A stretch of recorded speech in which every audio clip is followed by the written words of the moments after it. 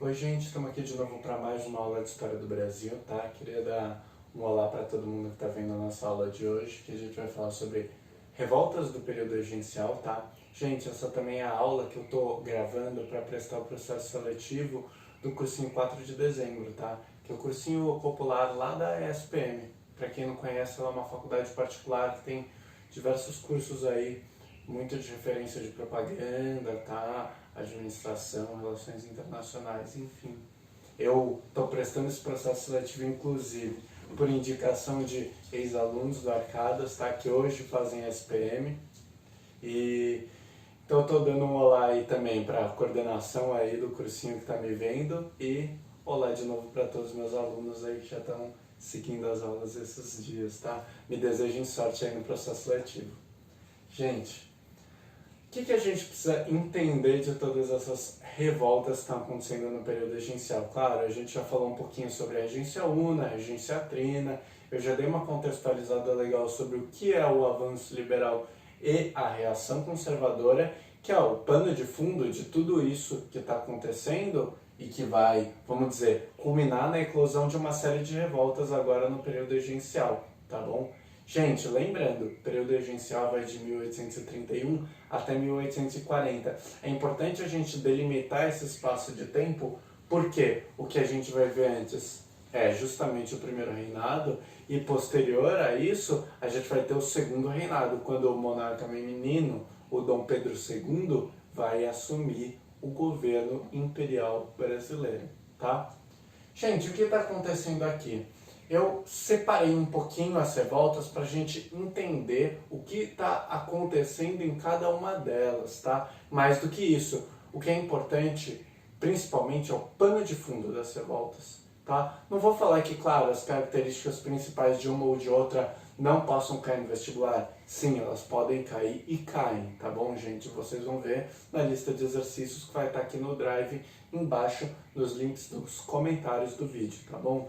Mas o que eu quero que vocês entendam? Gente, o que está impulsionando elas, quais são as características comuns disso e por que a população está tão insatisfeita. Gente, o período regencial é famoso pela eclosão de uma série de revoltas que vão ameaçar a unidade territorial do país, mas que, no fim das contas, o Brasil continua sendo o que é desde o período regencial até hoje. Claro, com uma ou outra alteração, por exemplo, a incorporação do Acre, mas o território continua praticamente o mesmo do período colonial, tá?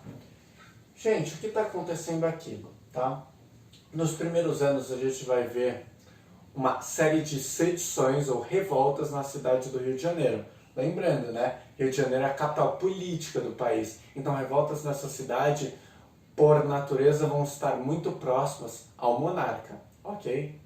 O que está acontecendo aqui? Nos anos de 1831 a 1832 vai eclodir 5 revoltas no Rio de Janeiro que vão ameaçar as cortes. Eles vão chegar em alguns momentos a aventar a possibilidade de transladar o monarca menino, que naquela época tinha menos de 15 anos, tá? Mas isso efetivamente não vai ocorrer, ok? Apesar de essas 5 revoltas terem ameaçado a corte e a integridade do imperador, em nenhum momento ele vai chegar a ser, vamos dizer, vai se mudar da capital do império, ok? E mais do que isso, ele vai continuar reafirmando o que? Esse poder temporal dele ao ficar na cidade, ok? Claro, ambas vão ser duramente reprimidas e, mais do que qualquer coisa, gente, essas revoltas elas são basicamente uma expressão do quê? A insatisfação da população com a abdicação do Dom Pedro I em 1831, tá? Gente, o que está acontecendo? O Rio de Janeiro não vai ser a única cidade ou a única província do Brasil que vai, vamos dizer, demorar a entender a abdicação do Dom Pedro I, ok? Maranhão, Grão-Pará, Bahia, todas essas províncias vão lutar ativamente contra o governo regencial justamente pela incompreensão da abdicação do Dom Pedro I. E claro, uma série de, vamos dizer, portugueses ligados ao Partido Restaurador estariam por trás também dessas movimentações, que eram, claro, contrárias à abdicação do monarca português, tá? Gente, mais do que isso, tá? Ela não é só essa, vamos dizer, descontentamento com a abdicação do Dom Pedro I. Algo que a gente precisa ter em mente é que essa população, ela não compreende a política da Corte do Rio de Janeiro. Por quê? Gente, primeiro, claro, não tem uma veiculação das informações, principalmente políticas, naquele período em larga escala para a população. Boa parte dela é excluída do direito do voto, seja por ser negro, seja por ser mulher, ou seja por não conseguir ter os requisitos para o voto censitário, de que a gente já tanto falou na nossa aula de primeiro reinado. Tá? Então, a maior parte da população está excluída do direito de voto. Para vocês terem noção, mais ou menos, em meados do primeiro reinado, período regencial, mais ou menos votava 13% da população brasileira. Gente, é praticamente 1/10 de toda a população. Tá? Então, a maior parte continua excluída dos direitos políticos e isso, com certeza, vai contribuir para a incompreensão dessa massa perante o quê? As altas taxas da corte, a abdicação do Dom Pedro I, uma série de eventos políticos que não estão sendo explicados ou veiculados junto com a população, tá? Mais que isso, gente, além dessas sedições no Rio de Janeiro, a gente vai ver muito a cabanada, ou Guerra dos Cabanos, que vai eclodir e vai se dar nos anos de 1832 a 1835, na região ali do atual território de Pernambuco e Alagoas, gente. O que está acontecendo na cabanada? O que, vamos dizer, vai ser, um sintoma dessas primeiras rebeliões regenciais?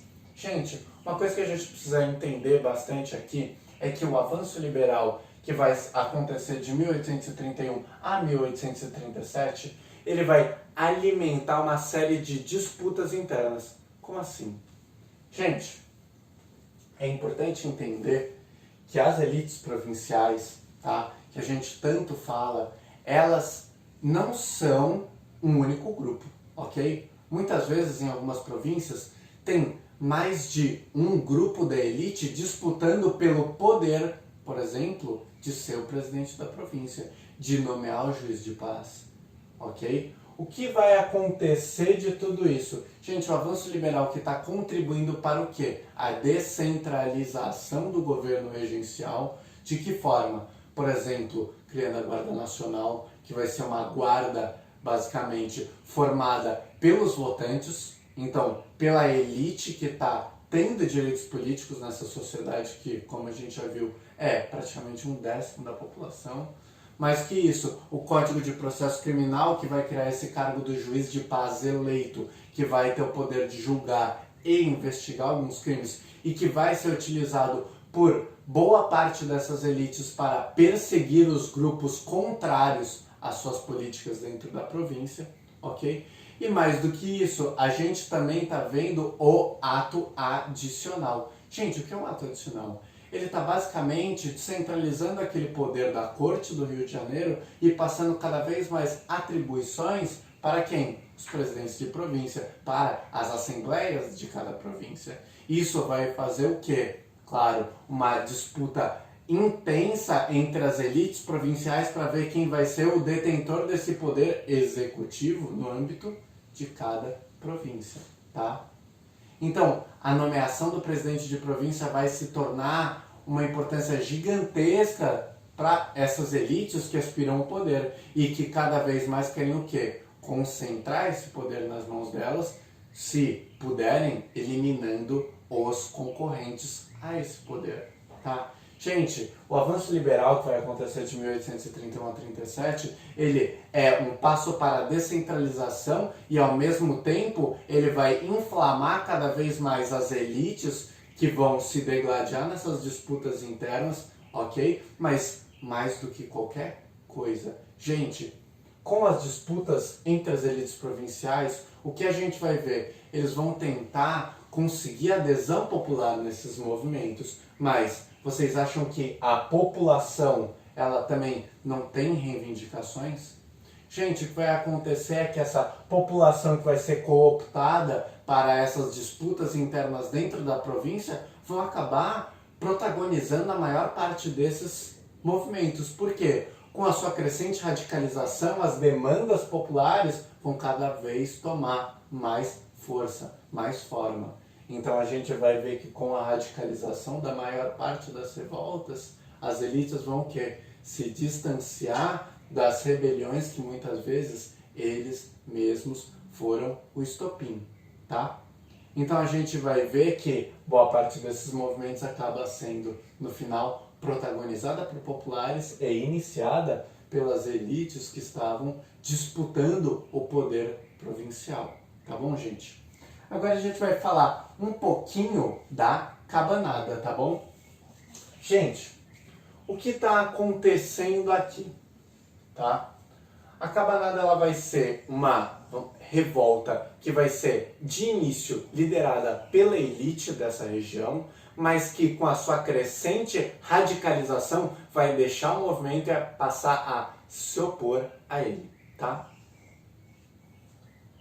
Gente, o que está acontecendo aqui? É muito curioso que a cabanada ela vai ser um movimento que, num primeiro momento, aspira o quê? A volta de Dom Pedro I, a restauração da monarquia, ok? Porque justamente as elites provinciais que vão alimentar essa, vamos dizer, rebelião num primeiro momento, são elites ligadas ao Partido Restaurador, ok? Então aqueles, vamos dizer, políticos adeptos do absolutismo monárquico, ok? Gente, o que vai acontecer disso, ok? Uma liderança popular vai ganhar muita, vamos dizer, projeção no início desse movimento, que é conhecido como Vicente de Paula, tá bom? Esse Vicente de Paula vai ter uma adesão popular gigantesca junto com a sua entrada na rebelião, ok? E a cabanada leva esse nome justamente por conta da massa popular que vai integrar e protagonizar posteriormente esse movimento, tá bom? E os cabanos, ok? Que vão dar o nome à cabanada, eles são populações que vivem em cabanas no interior da província de Pernambuco e Alagoas, ok? Principalmente em meio à floresta, tá? Essas cabanas miseráveis, elas em geral são habitadas por quem? Indígenas, negros escravizados ou libertos e pardos, ok? O que está acontecendo disso? Essa população pobre que está vivendo numa, vamos dizer, situação de miséria gigantesca, ao ver eclodir esse movimento e aderir a esse movimento, vai começar a impulsionar as próprias reivindicações. A gente vai ver com o passar dos anos uma crescente radicalização da cabanada, gente. E com o passar do tempo, eles vão começar a fazer o quê? Gente, eles vão saquear e destruir fazendas. Com isso, eles vão libertar os escravizados e passar a, vamos dizer, abalar o sistema de produção escravista, ok? O que eles estão fazendo com isso? Dando um golpe derradeiro à principal estrutura de poder político e social que a gente tem no interior dessas províncias, ok? E que mais oprime essas populações pobres, tá? Gente, para vocês terem uma noção, eles vão passar a ser perseguidos não só pelo governo regencial, mas também pelas elites locais. Porque com a crescente radicalização do movimento e com os ataques ao sistema de produção escravista, o que? As elites locais que, num primeiro momento, apoiam o movimento, ok? Elas vão se ver, basicamente, vamos dizer, suprimidas dos seus privilégios. E quais eram? A grande propriedade de terra e a detenção de inúmeros escravizados, tá? Então, com o passar do tempo, as elites locais e o governo regencial vão conseguir imprimir sucessivas derrotas aos revoltosos. Em 1834, o que vai acontecer? A morte de Dom Pedro I, tá? Então a gente vai ver que o movimento vai perder muita força com a morte do Dom Pedro I, porque ainda continua nessa esfera do que? Da restauração da monarquia, tá bom, gente? Esse movimento é muito marcado também pela lusofobia. O que é lusofobia, gente? É o preconceito para com os portugueses, tá?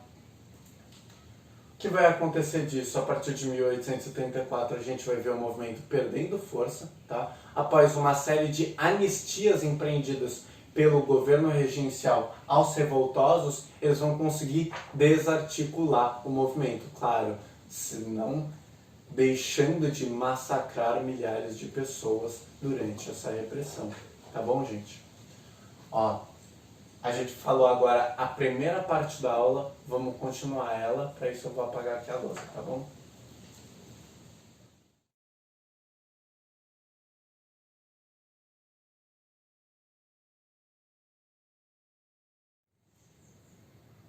Oi, gente, estamos vindo para a segunda parte da aula. Uma coisa que eu não tinha explicado para vocês, mas só para situar. Quando eu escrevo em amarelo, em geral, são as coisas que a gente precisa prestar mais atenção, tá? Justamente essas são as 3 revoltas do período regencial que mais caem em perguntas de vestibular, tá? Na primeira parte da aula, eu coloquei as seduções do Rio de Janeiro e a cabanada em branco. São coisas que a gente precisa prestar menos atenção. Vocês podem ouvir eu falando mais, tá? Uma outra coisa, gente, aqui no Drive, vocês vão ver que aqui embaixo nos comentários tem o link de um Drive. Ali tem a lição, tá? Gabarito da lição e os meus resumos. Vocês não precisam anotar as coisas, mas de qualquer forma, vocês veem que antes de qualquer quadro da aula, eu coloco uma foto da lousa que eu estou falando. De qualquer forma, tem um resumo com muito mais coisa do que o que está na lousa, com as coisas que eu falo, geralmente. Tudo que eu falo, eu escrevo. E aí vocês podem acessar esses resumos e ir estudando por eles, tá bom?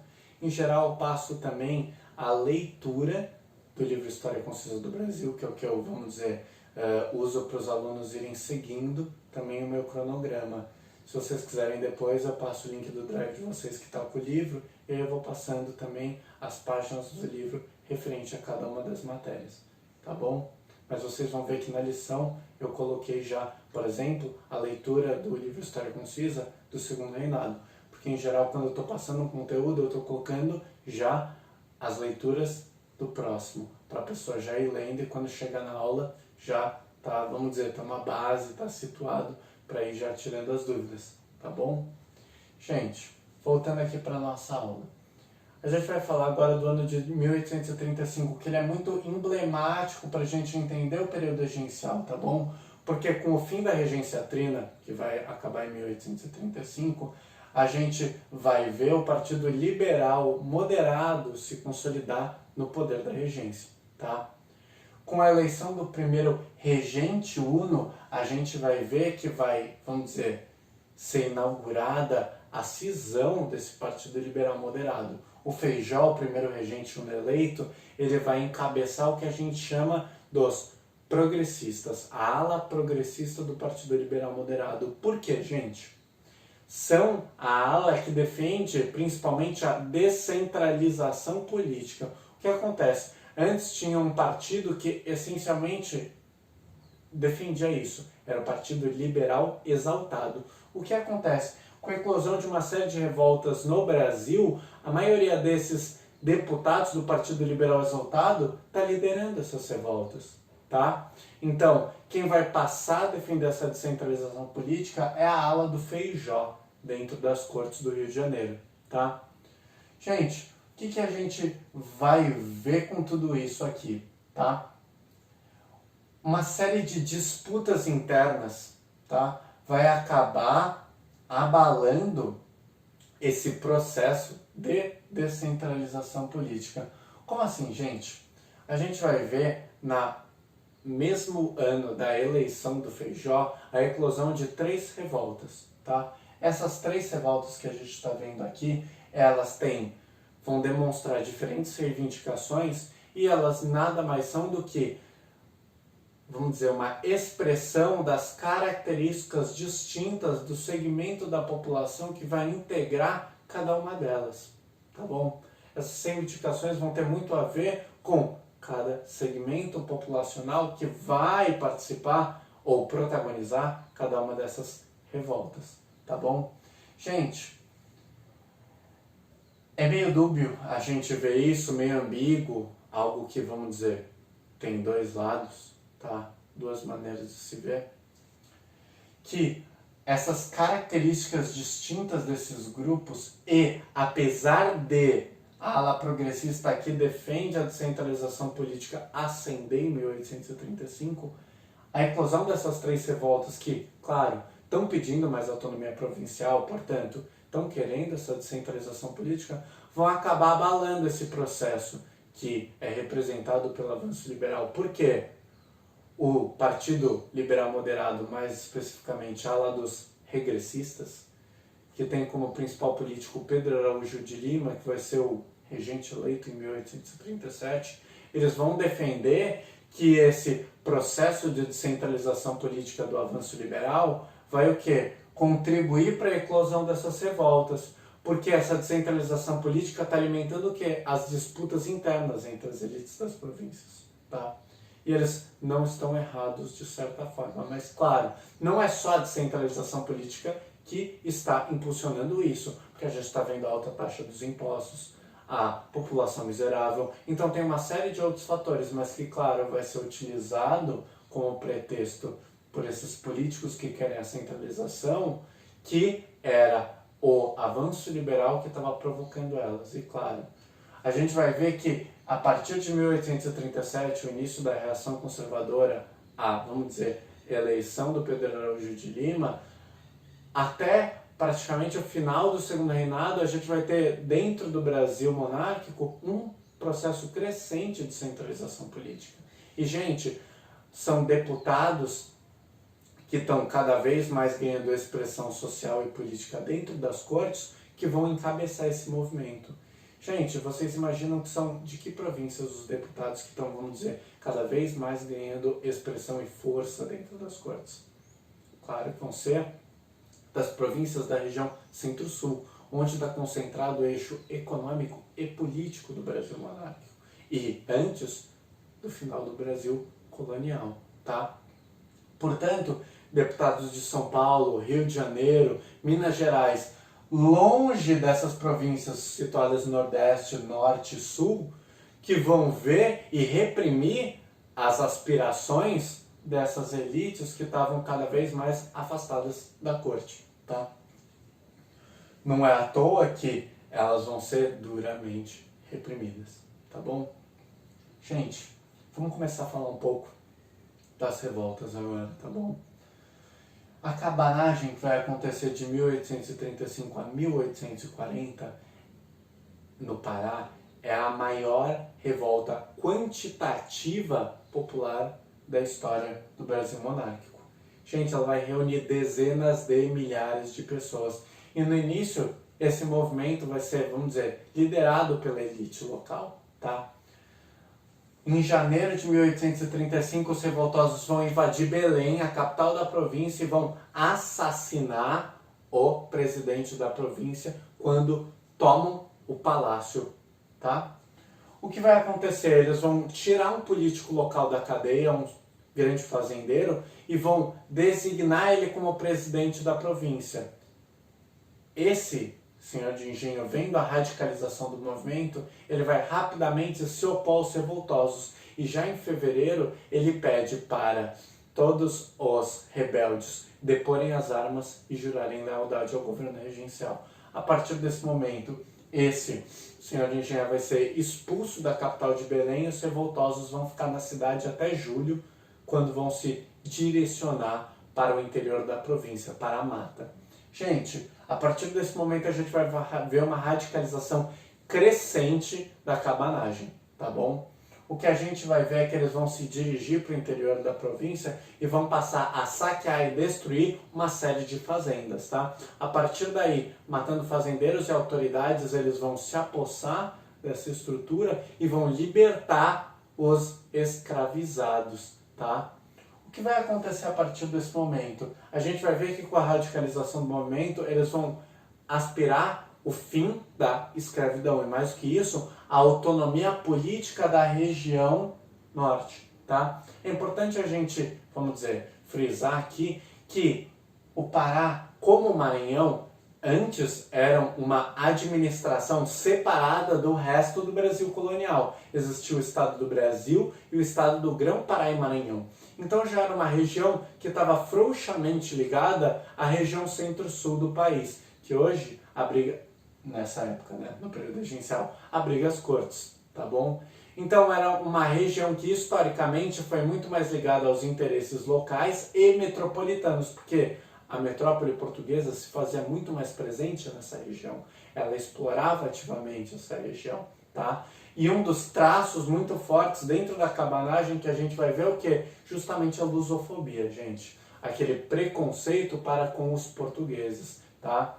Mas, de qualquer forma, uma coisa que a gente vê na cabanagem é que eles sempre estão jurando lealdade ao Dom Pedro II, ao monarca menino. Tá? Então, ao mesmo tempo que eles estão contestando todo esse sistema, eles veem o monarca, o menino, que ainda não tem maioridade para assumir futuramente, será o Dom Pedro II, como basicamente uma expressão de poder. Tá? Eles veem ele como um símbolo. Eles não querem contestar esse símbolo, eles querem contestar o quê? Por exemplo, a escravidão, a autonomia local, porque eles querem mais autonomia para a região. Tá? Gente, eles vão ser usados de exemplo na repressão, tá? Estima-se que de 30% a 40% da população vai ser massacrada durante a repressão pelas tropas do governo regencial, tá? De 30 a 40 mil pessoas vão morrer, tá? 30 a 40 mil habitantes da província do Pará, que vai ficar despovoada após a repressão da cabanagem, tá? Gente, tem um grupo de rap que eu descobri, é um grupo mais antigo, ele chama Cabanos, tá bom? É bem legal as músicas, acho que vale a pena vocês darem uma olhada. Tem uma música que chama Revolta dos Cabanos, inclusive, tem um que chama A Ideia Não Morre e O Sistema Quer Isso. Quando vocês olharem no meu resumo, tá o nome dessas músicas ali, aí vocês podem lembrar, mas se vocês jogarem no YouTube, vocês acham, vale a pena dar uma olhada, é um grupo bem legal de rap. Vamos falar um pouquinho da Farroupilha agora. Gente, ela vai acontecer de 1835 a 1845. Ela vai ser a rebelião do período regencial mais duradoura, tá? Ela vai, vamos dizer, tomar palco na região do Rio Grande do Sul e de Santa Catarina, mas vai ser principalmente protagonizado no Rio Grande do Sul, tá?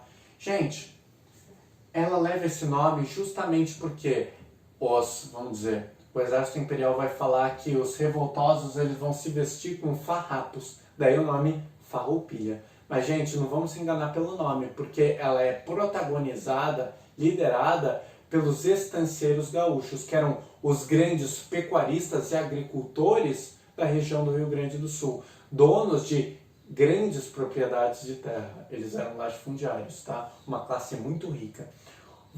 Vamos dizer, um dos principais motivos de descontentamento está em torno do que a gente chama de questão do charque. O que seria a questão do charque, gente? Seria basicamente a alta carga tributária, os altos impostos em cima do charque produzido no Rio Grande do Sul. É uma carne seca, tá? Ela vai ser utilizada principalmente na alimentação de escravizados, tá? E ela é produzida principalmente pelos estancieiros do Rio Grande do Sul.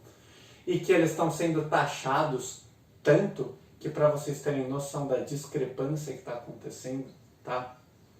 O charque produzido no Rio Grande do Sul é mais caro do que você importar o charque do Uruguai, que tem uma série de incentivos. É justamente por conta dessa, vamos dizer, diferença gigantesca e que não faz sentido para os estancieiros do Rio Grande do Sul, que eles vão bater muito na tecla do charque, tá? Além disso, a gente tem a situação miserável da população, mas principalmente os impostos que estão recaindo sobre escravizados e sobre a terra, tá bom? Isso descontenta muito os estancieiros, mas principalmente o estopim vai ser essa questão do charque que eu falei para vocês, tá? Gente, o que está acontecendo na Revolução Farroupilha? Ela, então, é protagonizada pela elite local, pelos estancieiros gaúchos, mas ela conta com uma adesão popular gigantesca, tá bom? É um movimento muito grande que vai acontecer. Nos primeiros anos de revolta, eles vão impor sucessivas derrotas às tropas governamentais que não conseguem fazer frente ao exército dos farrapos, tá? Gente, tem duas das principais lideranças da Farroupilha. Eu vou falar o nome para vocês, mas não se peguem aos nomes. Eu falo mais para situar, como vamos dizer, curiosidade mais, tá? O principal estancieiro que vai liderar a Revolução Farroupilha chama Bento Gonçalves. Ele vai ser preso mais de uma vez durante a Farroupilha, mas ele mais de uma vez também vai fugir da cadeia, tá? E um revolucionário internacional também que já tinha participado de uma série de conflitos na América Latina, que é conhecido como Giuseppe Garibaldi, tá? São duas das grandes lideranças da Revolução Farroupilha, tá bom, gente? Ela é uma região, para a gente entender, a região do Rio Grande do Sul e Santa Catarina, altamente militarizada, tá? É por isso que os revoltosos, eles têm um poder bélico e militar tão grande, tá bom? Por quê? Gente, historicamente, é uma região em contenda, em disputa. Como assim? Gente, a região do Rio Grande do Sul é a região da Tríplice Fronteira, onde tem, basicamente, Uruguai, Paraguai e Argentina. Uma região bem conflituosa já do período colonial, tá? Mais que isso, os revoltosos já tiveram uma experiência, uma série de conflitos durante a história do Brasil, tá? No primeiro momento eles vão, todos aqueles conflitos que vão envolver a colônia do Sacramento, de pegar de volta ela da Espanha, reconquistar, defender, enfim. Depois as guerras guaraníticas, tá? Que vão acontecer na metade do século XVIII. E, finalmente, em 1825, a gente vai ver a Guerra do Prata, em que, principalmente, os habitantes da província do Rio Grande do Sul vão lutar ativamente nesse conflito, tá bom? Gente, a gente vai ver que, através da atuação de um burocrata estatal, um membro do Exército Imperial, conhecido como Luiz Alves da Lima e Silva, ele vai conseguir impor sucessivas derrotas aos revoltosos, tá? Para futuramente conseguir o quê? Negociar uma anistia. Gente, a anistia aos revoltosos da Farroupilha é conhecida também como paz honrada, porque ela vai dar, vamos dizer, vai trazer um benefício muito grande para todos os farrapos. Por que, Ale? Por que essa anistia foi tão boa para eles? Primeiro, vai perdoar o crime deles. Segundo, eles vão receber a promessa de que todas as patentes que eles tinham no exército rebelde vão ser reincorporadas no exército imperial. Então, se você era você era um general do exército da Farroupilha, você vai virar um general do exército imperial. Parece vamos dizer, grande negociação para eles. Mais do que isso, gente, eles também vão perdoar todas as dívidas da república fundada por eles. Gente, para situar um pouco, eles vão separar a região do Rio Grande do Sul e de Santa Catarina do resto do Brasil. É portanto, uma revolta de caráter separatista. E mais que isso, eles são republicanos, então eles fundam uma república, é chamada de República do Piratini. Com a anistia, eles vão basicamente passar toda a dívida contraída pela República do Piratini para o governo regencial, tá bom? Gente, o cara que vai impor todas essas derrotas, o cara que negocia essa anistia, esse Luiz Alves da Lima e Silva, ele vai ser, por conta dessa conquista, condecorado com o título de Duque de Caxias. Um personagem muito importante da nossa história, que vai se tornar o principal comandante militar do governo imperial durante o Brasil monárquico, tá bom? Agora vamos falar um pouquinho da Revolta dos Malês. E, gente, agora a gente está vendo as características distintas de cada uma das revoltas. A gente teve a Cabanagem, que era uma rebelião essencialmente popular, tá? E protagonizada por populares. Vimos a Farroupilha, que é uma rebelião liderada e protagonizada pelas elites locais, com uma adesão popular, tá? E agora já tive a Revolta dos Malês, que é uma revolta ela é uma revolta da população escravizada. Não vai ser a primeira ocorrida na Bahia, ela já havia ocorrido em outros momentos, tá?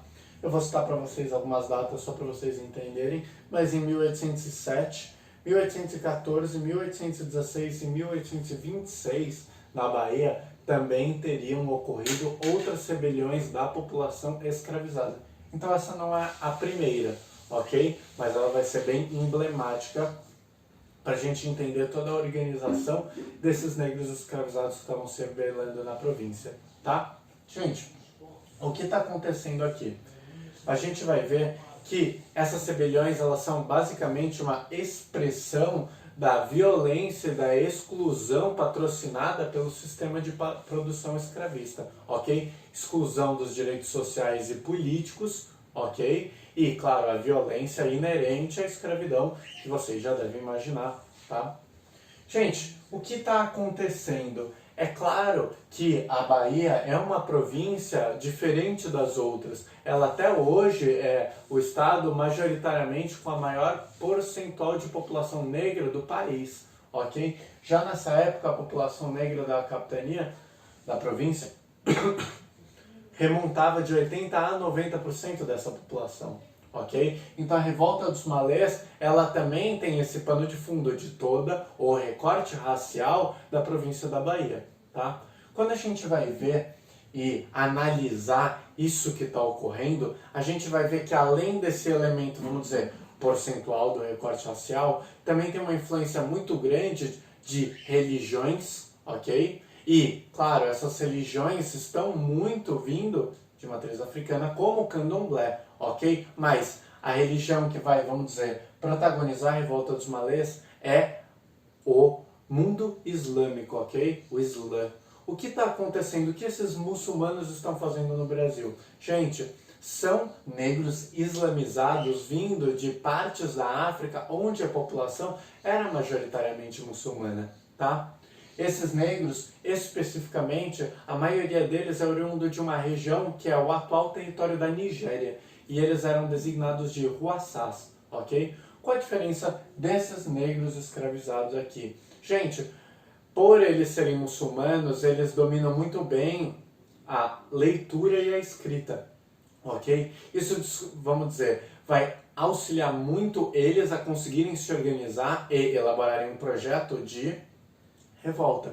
O que está acontecendo disso? É uma das poucas, vamos dizer, revoltas que vai ser muito planejada, tá?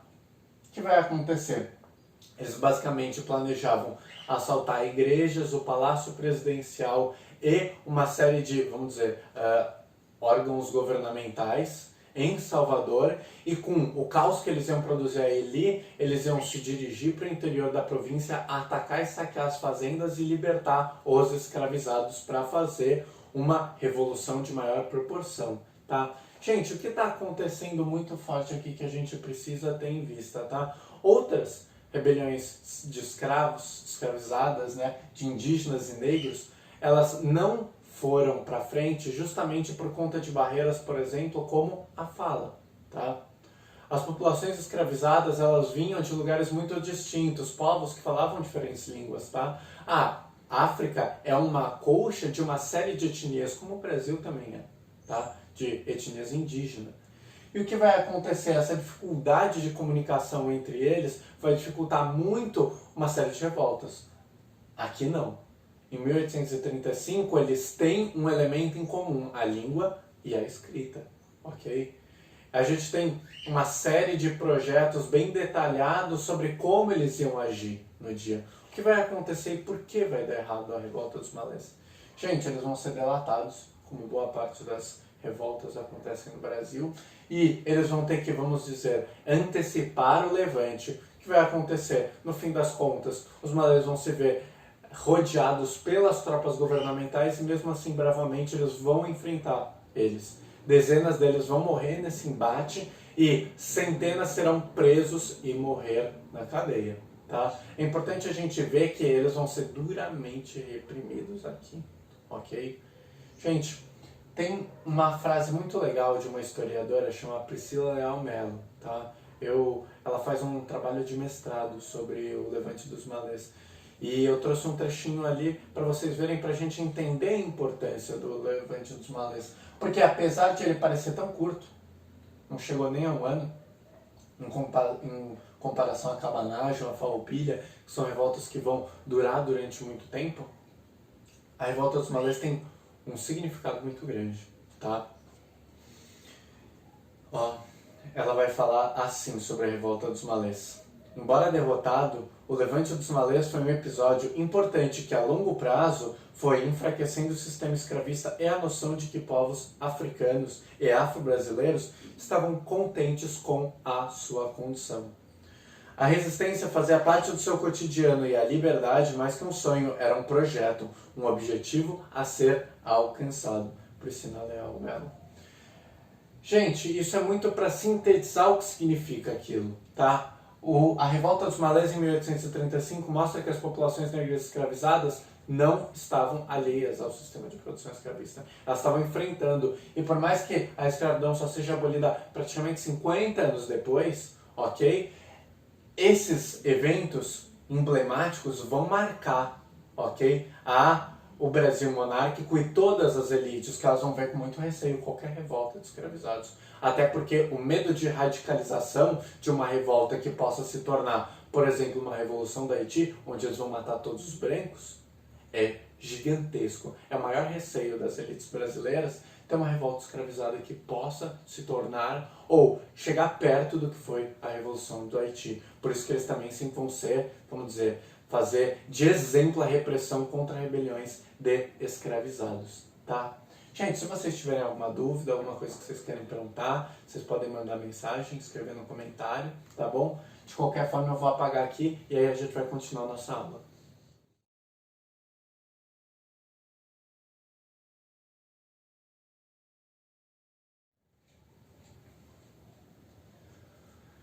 Gente, vemos aqui agora para a terceira e última parte da nossa aula de revoltas do período regencial. Estamos falando das duas últimas revoltas que justamente vão acontecer durante a regência do Pedro Araújo Lima, político da ala regressista do Partido Liberal Moderado, que, como já falamos, defende a centralização política.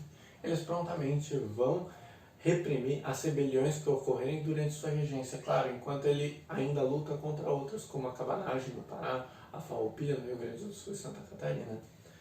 Vamos ver primeiro na eclosão da Sabinada, uma revolta que vai ocorrer na Bahia, como revolta dos malês, mas que vai ficar também restrita à cidade de Salvador por conta da característica dos setores que vão protagonizá-la. Eles são os setores da camada média urbana de Salvador, principalmente os profissionais liberais, como o próprio líder do movimento, Francisco Sabino, um médico. Essa revolta vai contar com a oposição dos senhores de engenho, apesar de, desde o início, reivindicar a autonomia política, enquanto continuava jurando lealdade ao monarca, enquanto ele fosse menor. A província da Bahia gostaria de reivindicar sua autonomia política perante o seu monarca. O movimento vai ser prontamente reprimido, até por conta da oposição das próprias elites locais. Ele não vai conseguir penetrar no interior da província. Esses profissionais liberais estavam num clima de descontentamento gigantesco por conta do alistamento obrigatório para lutar na farroupilha no Rio Grande do Sul.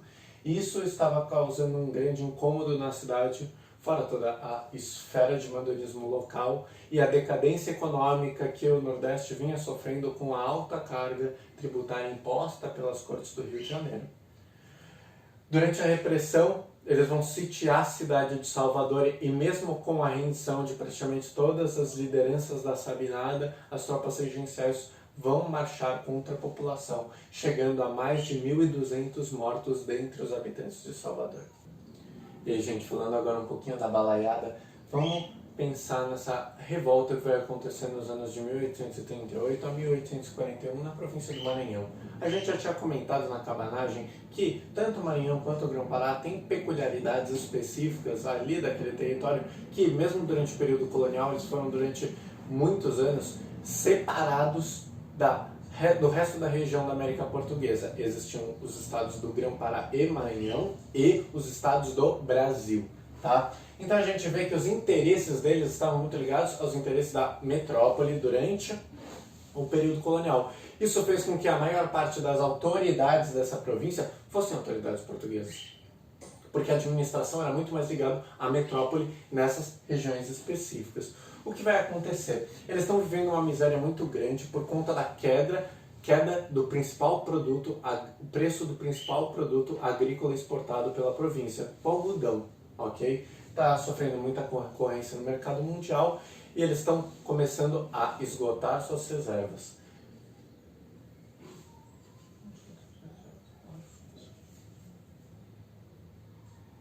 Gente, vamos falar um pouquinho agora da balaiada. É uma revolta que vai acontecer no Maranhão nos anos de 1838 a 1841. O que está acontecendo nessa província em específico? A gente vê que ela tem uma peculiaridade territorial. Ela era, antes, durante o período colonial, unida ao estado do Pará, né, a província.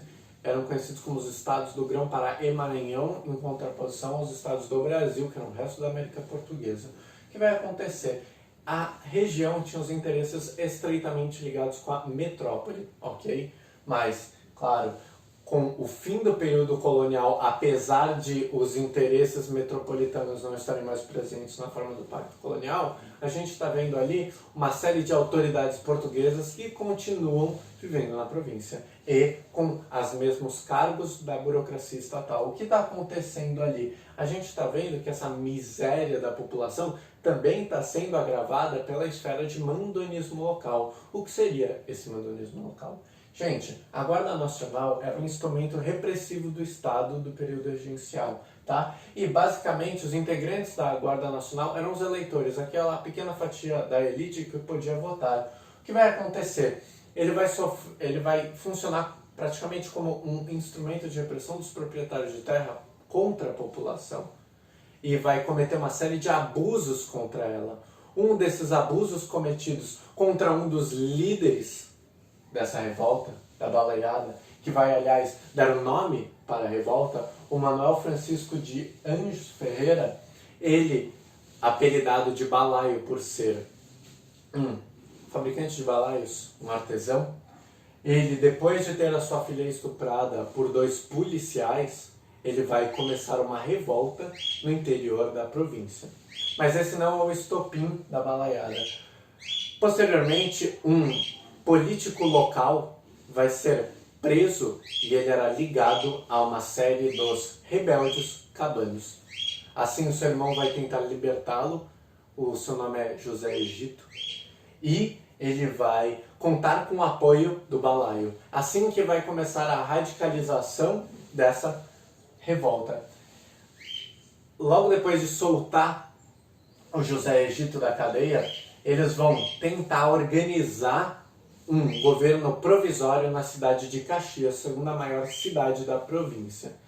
Vão chegar dentro do governo provisório a abolir a Guarda Nacional sob o pretexto de que ela servia como uma estrutura de repressão da população, um instrumento de abuso dos proprietários de terra. Mais do que isso, eles também vão expulsar todos os portugueses residentes da cidade. Posteriormente, eles vão se dirigir para o interior da província e a maior parte dessa revolta vai acontecer no formato de guerrilha nas matas. A gente vê que ela vai perdurar durante vários anos. Precisamos entender que essa Guarda Nacional é o embrião do coronelismo, coisa que a gente já está falando na aula de período regencial, mas a gente também tem que costurar quando a gente está pensando nas revoltas. Ok? Porque essa Guarda Nacional, posteriormente, na província do Maranhão, vai dar origem ao que? Aos grandes coronéis. Ok? A sucessão de cargos que vai ocorrer, posteriormente, na República Velha.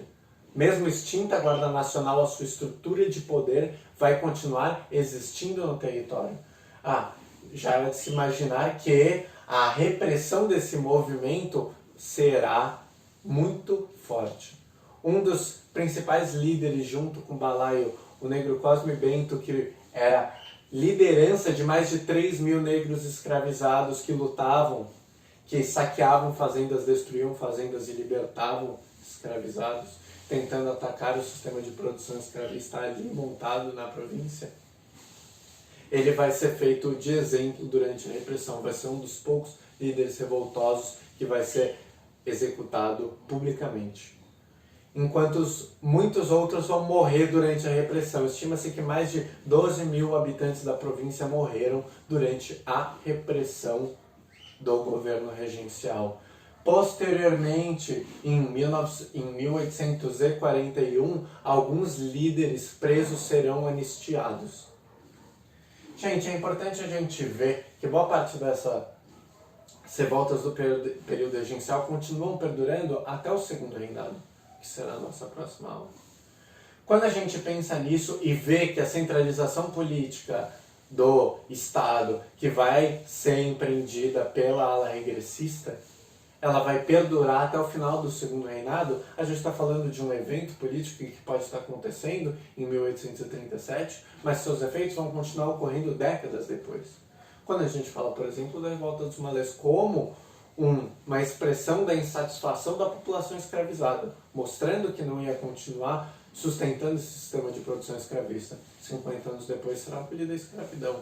A gente tem que começar a pensar também em todas essas, vamos dizer, quase que conceitos que estamos vendo já nas revoltas do período regencial, mas que quando a gente estiver olhando 1900, 1930, 1940, a gente vai continuar vendo essa esfera de uma maneira muito similar. Então precisamos sempre entender todos os, vamos dizer, desdobramentos do que a gente está falando. Na próxima aula de segundo reinado, quando a gente continuar falando dessa estrutura militar e repressiva do Estado, a gente vai continuar costurando, vamos dizer, todo o desenvolvimento desses conceitos, tá? Gente, espero que tenham curtido a aula. Se vocês tiverem alguma dúvida, vocês podem escrever nos comentários, tá? Não esqueçam de fazer a lição que está no Drive ali, também nos comentários. Até mais, gente.